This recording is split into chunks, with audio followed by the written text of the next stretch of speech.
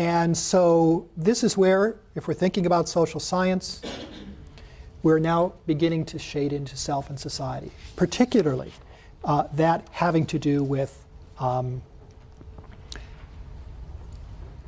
respecting other people, especially those who are different. So this is the part that I most look forward to engaging you in discussion about. So let me see if I can set it up this way. During the preschool years, children are becoming more skilled at some of the capacities relating to how they function and how they see themselves within the broader social context. They're developing emerging social skills that enable them to develop relationships with other children and adults, relationships being one of the substrands for this self and society. They're also beginning to appreciate the mutual responsibilities and accommodations of close relationships. The idea that relationships are not just a matter of how I benefit or gain from a partner, but what I provide in return. The bidirectional quality of relationships. Children are advancing in their understanding of adult roles, occupations, and responsibilities. They're exploring these in visits to adult workplaces and in pretend play. They're beginning to ask the questions that activities in our classrooms can help them understand by way of adult experience that they're anticipating might be part of their lives. And they're expanding their understanding and interest in people who live in different parts of the world. This is part of this beginning to develop an awareness of a world that is beyond direct experience. But it also includes their personal experience. Children are also developing an awareness that people are different. Young children are interested in differences in language, culture and family practices, ethnicity, special needs, and other characteristics. They increasingly regard such differences with interest and respect rather than wariness, which is the response that you get at much younger ages. That's part of the developmental trajectory we're seeing during this period of becoming interested in differences between people for their own sake. But they also prefer characteristics of their own families. And this is what leads us into the substrand having to do with culture and diversity. That in the fourth year, in the descriptor ending at about 48 months of age, we find that kids are showing a developing cultural, ethnic, and racial identity. They're understanding relevant language and cultural practices. They're curious about these, but they prefer those of their own group. And what you see in kids in many preschool classrooms is kids tending to group with other kids who speak their language, who may be of the same race or ethnic membership.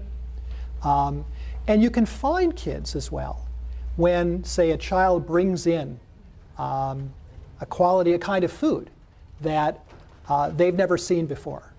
And they're invited to try sushi, for example, for the first time. Children's response is often a very skeptical, declining the invitation. Okay. By 60 months, one of the most interesting things, one of the most interesting developments is that kids are manifesting a much stronger cultural, ethnic, and racial identity. They're showing greater familiarity with relevant languages, traditions, and practices. At this age, they show more interest in human diversity, but they even more strongly favor characteristics of their own group.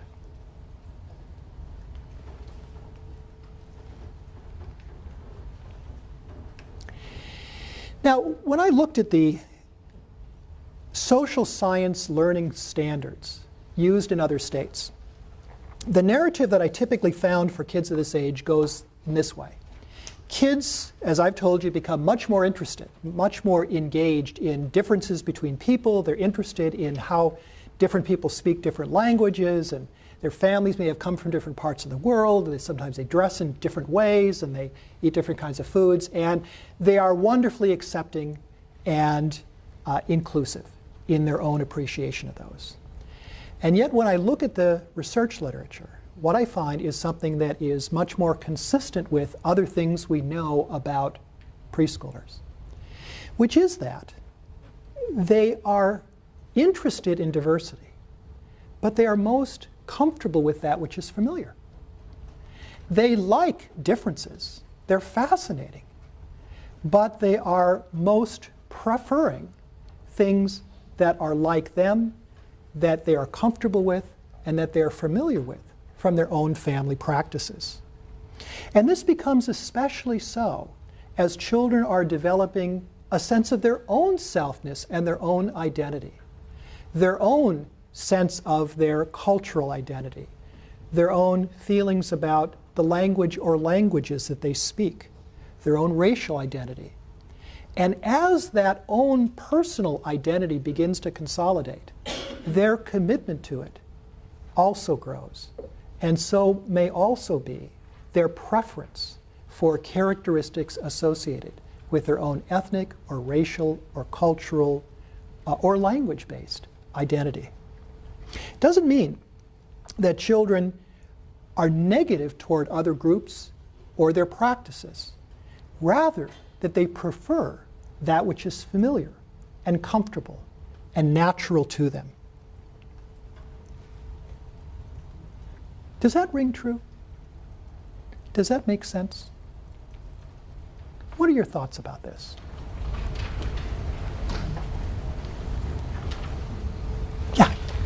I just had a comment about the previous slide where you talked about the examples of culture and diversity. Yeah. And for the 48-month-old, you talk about food preferences. Yeah. I think maybe in the old days, different ethnic groups ate very specific food, but that doesn't seem to be part of current culture anymore. Huh. I think most young children eat beans and rice and cheese crisps and quesadillas and tacos. I think most children eat pizza. Most children eat hamburgers, Yeah. which cut across cultural lines. Right. So when you say a child points to another child's sushi and Right. says, what is it, and doesn't want to try it, they might point to another child's cantaloupe and say the same thing Yeah. because it's just unfamiliar. But to call specific, I think there's a danger in saying that different ethnicities of children are eating different food when in fact that may not, I think it's stereotypical. Okay. Well, actually, the example of the sushi was one that Jana drew from a couple of instances that she, so this may be unique to her center. But actually, your point is really helpful here because in fact, part of what I'm trying to argue is that children's responses to sushi or any other unfamiliar food is not any different from any other unfamiliar food. So they may turn up their nose at the cantaloupe for exactly the same reason they turn up their nose at the sushi. Yes, and that's what I'm saying. Yeah. By saying sushi, we're sending a stereotype message to teachers. Yeah. Which I don't think is very helpful. Okay, thanks for mentioning that. But is a broader point sensible to you? That children are preferring the things that they're most familiar with, most comfortable with, and their first response, their natural response, is skepticism about things that are unfamiliar to them. And that it is something that is part of how they respond to cultural diversity. And I'm saying that it's not that we stop there in how we help children appreciate and respect and be inclusive of cultural differences. It is rather to say we recognize that this is where they're beginning and that it's natural. Indeed, I would argue that they aren't all that different from all of us who tend to associate with people who are like us, tend to hang out with people who share our point of view, and are encouraged, often are encouraging ourselves to become much more familiar with and respectful and appreciative of things that at first glance may seem very strange. And for children, especially young children with limited experience, there can be many practices that seem very strange to them. If we understand where they're starting, then we're in a much better position to take them to the place we want them to be, which is to say, let's talk about this language that this child is using that nobody's ever heard before. Let's talk about what so-and-so's family does. Let's bring in some of the music that such and such group like to listen to. Let's ask so-and-so's family to share some of the things that they enjoy doing. Yeah. I was just thinking that children are trying to gain mastery and figure out one culture and what the expectations of their family and their community is. Right. And often those are segregated. Yes. Or not. Yes. But I can see why you want to stick, just like you said, you want to stick to what is familiar. It's often when we teach child family community, if anybody does, Caucasian students will say, I don't have a culture, or they're unaware of their own culture. So I think you have to have mastery over what is my culture before you can appreciate and accept, and young children are in that process. I think that's a good point, but it also helps to account for this apparent paradox that as children are moving through their 5th year and developing a stronger cultural identity of their own, it is being accompanied by a stronger preference for things that are other people and practices that are associated with that identity. And it's in part, as you describe it, it's in part a function of developing a stronger cultural identity, that in-group preference is consolidating. Yes? What confuses me is, and I don't have an articulated question, but it has to do with their own group. Yes. From a preschooler's perspective, Yeah. I have this sense that it's really middle schoolers developmentally that talk about their group, like have that, it's really a fully sort of fleshed out awareness, and that's when they really separate by the groups that they decide they're a group with. Sure. Yeah. Because I'm also thinking about the multiracial and multi-ethnic environments in California, Yes. where children there's so much diversity in skin Yes. color, and yet they're all living in poverty together, Right. that there's not a sense of you're this or I'm that. Yep.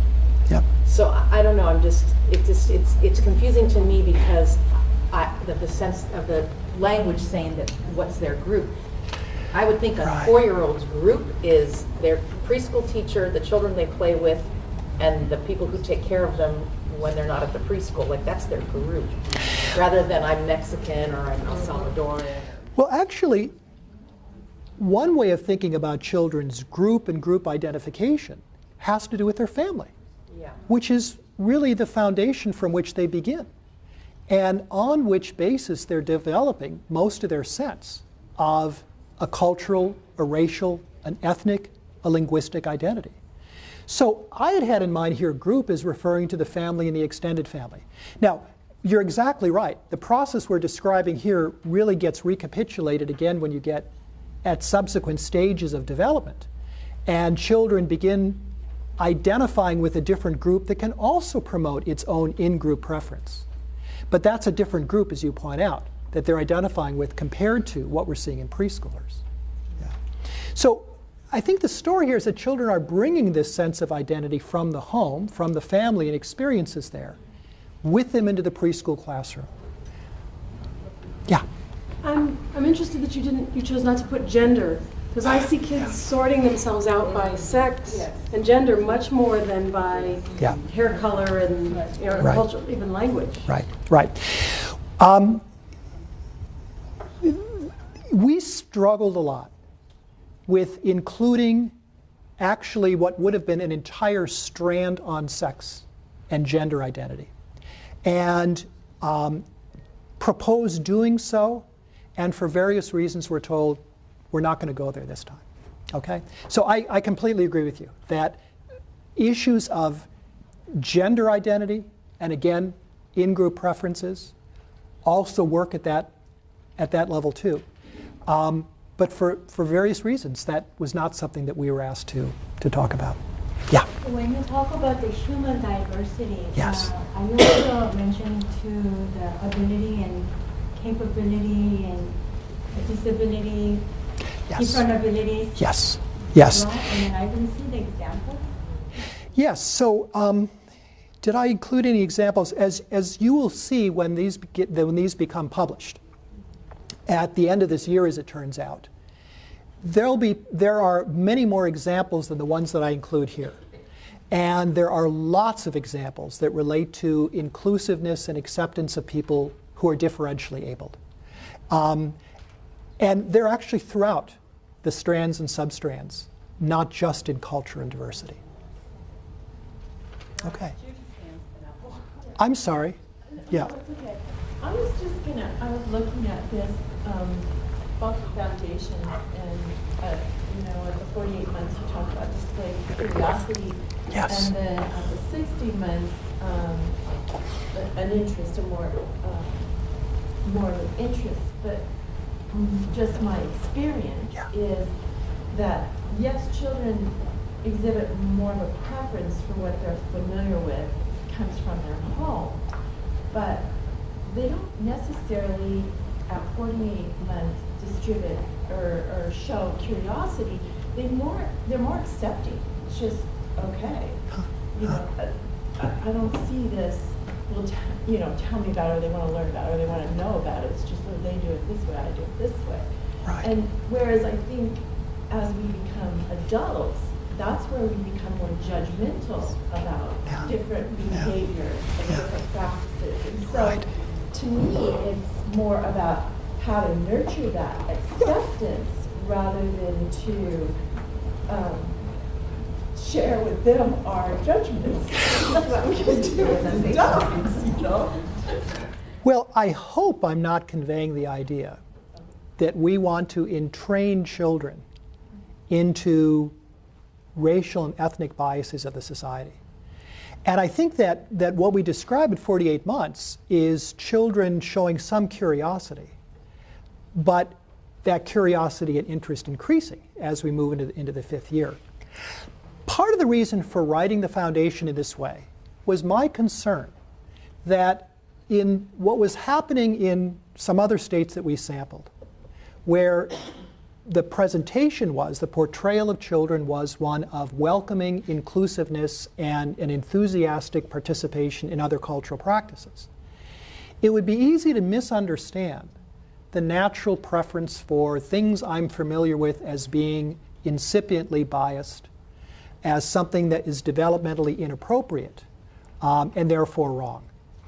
And what I wanted to do is to help us understand not that children, and again, this should not be misunderstood, not that children are responding negatively to practices with which they're not familiar, but they are preferring those with which they are familiar as part of that general tendency of children of this age to prefer things that you know more about, that you're more comfortable with. And that understanding that children are beginning from this point helps us then to take them not to a point of sharing some of the biases of the broader society, but actually to a point of greater inclusiveness and respect for different practices, in part because of how a preschool classroom is ideally suited for that, which is that you are interacting, as some of you have commented, with children who are multi-ethnic, multicultural, many of them speaking more than one language. What better arena in the context of the relationships that children are developing with these other kids to become more comfortable with by becoming more familiar with practices that aren't like what we do at home. But to understand where kids are coming from, I think, is always a good beginning to understanding how we can take them from there to where we want them to go. Does that make sense? Okay. Yes?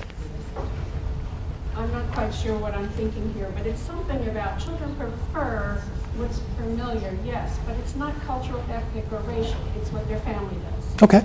In my family, we have pets. In your family, you're not allowed to have pets because you have an allergy. Or in my family, sometimes we stay at my house and sometimes we stay at Grandma's house, and in the summer we go off to live with Auntie up in the Northeast. And in your family, you always stay home. I don't think kids think in terms of, I do this because I'm Asian and you do that because you're African American. Mm-hmm. I don't see that in my own experience with very young children. The language thing they might say. I can remember saying gracias to some kid, and he said, oh no, he says thank you, he doesn't say gracias. But it wasn't, he doesn't do that because he's a Mexican and I'm an Anglo. It was, Right.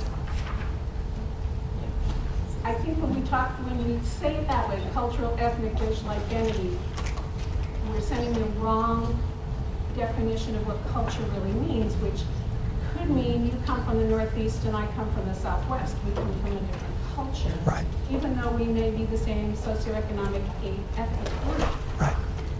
Culture for a young child is what does my family do? Right. Yeah. It's not what does my race do, it's not what does my ethnic group do, it's not what my cultural group does. Right. What does my family do? Right. Right.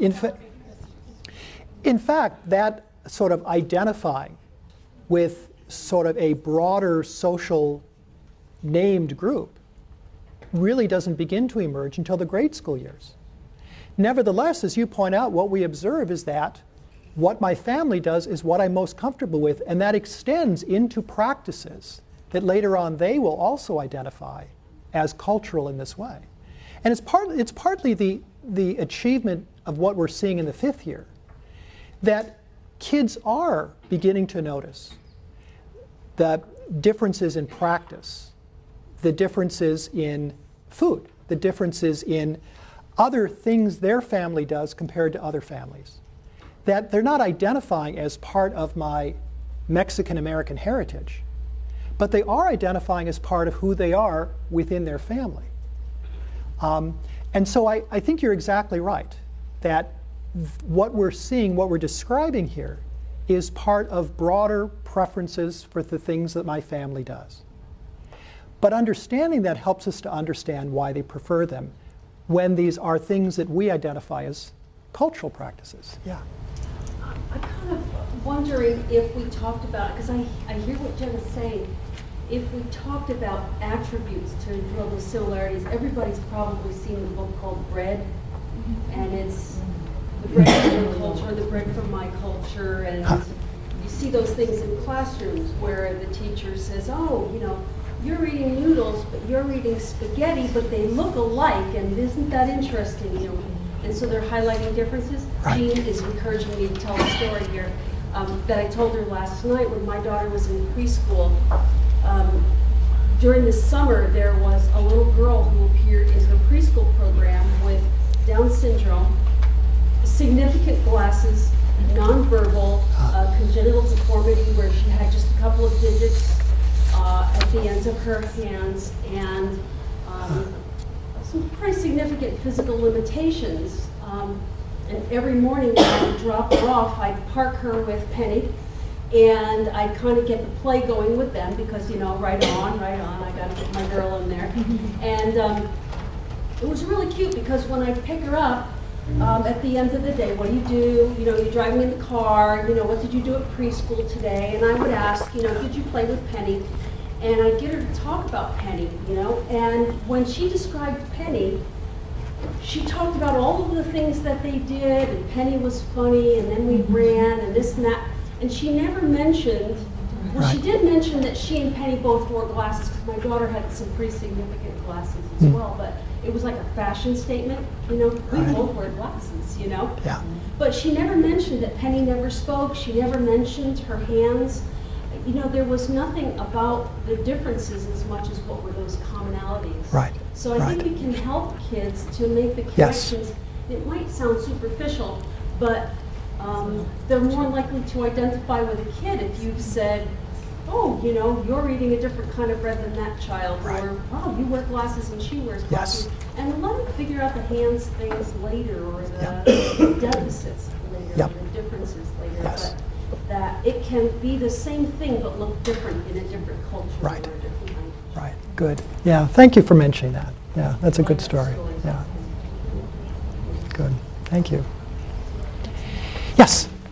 I just wanted to add that in my experience with 5-year-olds, if they were saying, I'm half Mexican and half Salvadorian, it would be, and then another child said, I'm half Japanese, half Jewish. First of all, I don't think I've ever heard that conversation before. And I've definitely been with those same children, but they didn't talk like that. And I think the only reason those statements would be if a family member had been coaching them. Sure. Now, I want you to understand now, you're half this and you're half that. Say it. I mean, maybe it's not true, but I really don't think you'd ever see a conversation like that with a 5-year-old. Interesting. Well, thanks for mentioning that. Yeah. Okay. Yes? I have a personal story also with my child. They're saying that a teacher told her that you are half Korean and half American. Then she came to me from the preschool, the same preschool your wife works there, and she said that, Mom, what does the teacher mean that I'm a half here? So Which half? which half? Right. Yeah.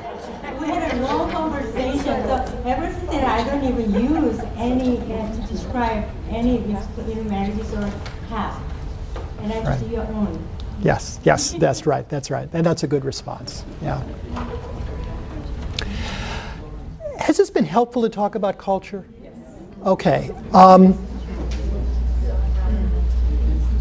Rose, can I add one more story? I keep looking at around 60 months, and children are showing more interest in human diversity, Right. but strongly favor characteristics of their own group. Right.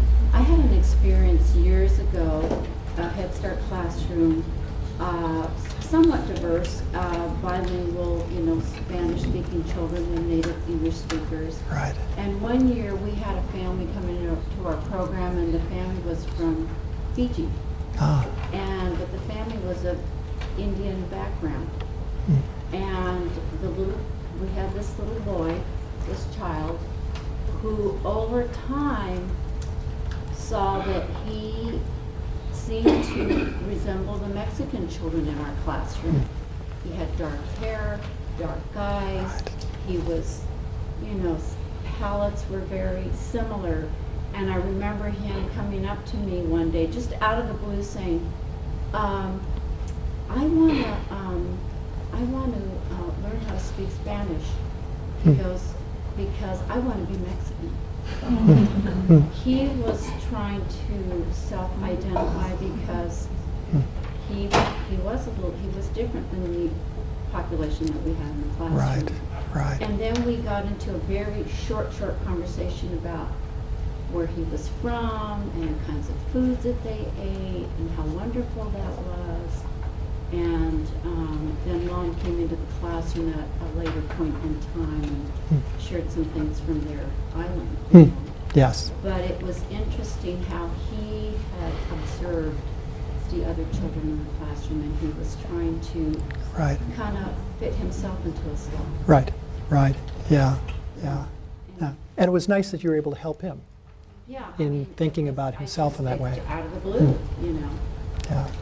Good. Thank you.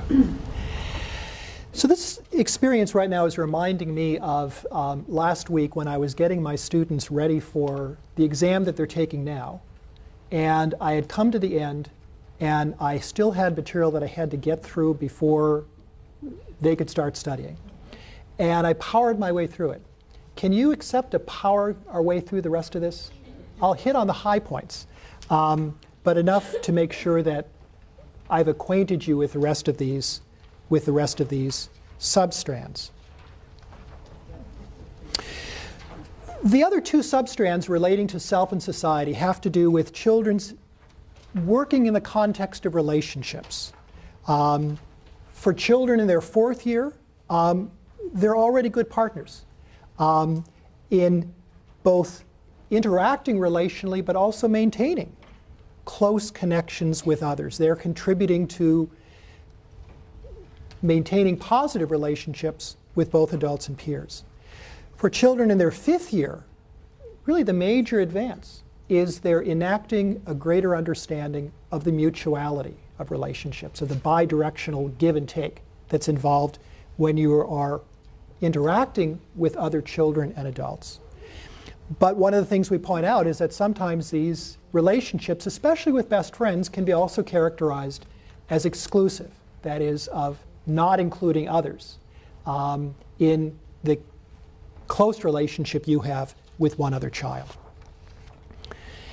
And then finally, with respect to the last substrand, social roles and occupations, we find that children in their 4th year have kind of a basic knowledge of different social roles and occupations, teacher, parent, doctor. But by the time they're into their 5th year, this understanding has expanded significantly to a broader variety of adult roles and occupations. And I comment that they're uncertain how work relates to income, which begins to shade into the last strand having to do with marketplace.